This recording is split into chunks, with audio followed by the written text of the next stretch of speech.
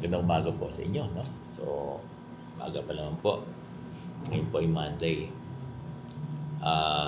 Maraming guro ang chat sender natin.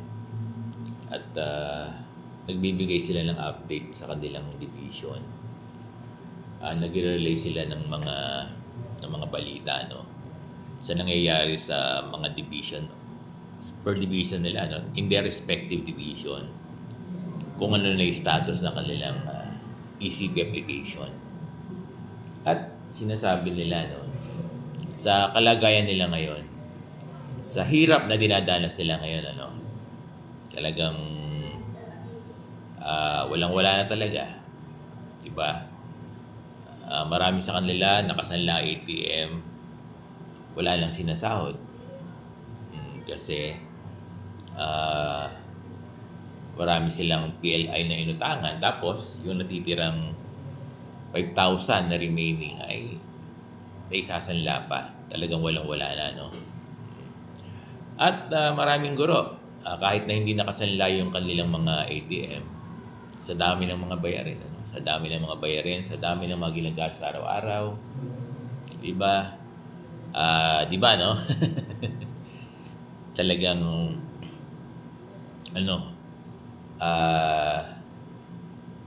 anxiety, depression ang nararanasan, diba, ng maraming guro.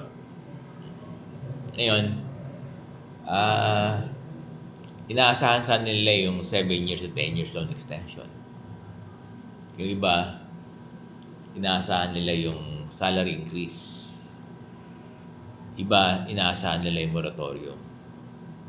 Diba? Kaya lang kahit ni isa ay wala pang nagiging realidad, no? Ngayon, marami din guro, no? Marami din guro ang nakapag-apply sa the expanded career progression sa iba-ibang teaching position. At at marami sa kanila ang umaasa, no? Lalo na yung mga nag-qualify sa ECP, in fairness, marami na rin sa kanila ang na-promote. Okay? Di ba? Marami na rin sa mga guro natin ang promoted under ECP. At marami pa rin yung mga hindi na po promote, naiiwan sila, pero gaya ng sinasabi ko, dapat sila ay ma-endorse pa rin. So, ang ibig sabihin ni Sir Bong, maraming guro ang umaasa, no, na mas inaasahan nila. Di ba? Kasi yung iba umaasa sa 7 years to 10 years loan extension. Pero maraming bilang ng mga guro ang umaasa dito sa ECP, the Expanded Career Progression. Kasi naniniwala sila, no, katulad ng sinasabi ko rin, na kapag na-promote sila under the Expanded Career Progression for a teaching position, whatever teaching position, di ba? Sabihin, ma-upgrade yung kanilang salary grade. Kung yung iba dati ay teacher 2, ngayon sila ay teacher 5, di ba? Yung ibang dating teacher 3, naging teacher 6. At kada grade level ay tinataas ng kanilang ng kanilang salary grade, ay tumataas yung sahod nila. Di ba? Sabi ko nga, baka hindi nakakailanganin, hindi naman.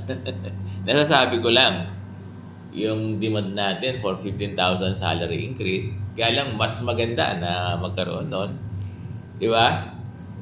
Baka itong, kung tuloy-tuloy lang itong pag-progress ng mga guro under the expanded career progression, baka balang araw, lahat ng mga guro ay matataas ng sahod.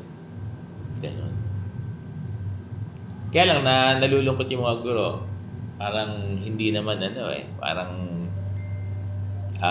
may bias, hindi ba? Iniisip ng mga guro, may bias.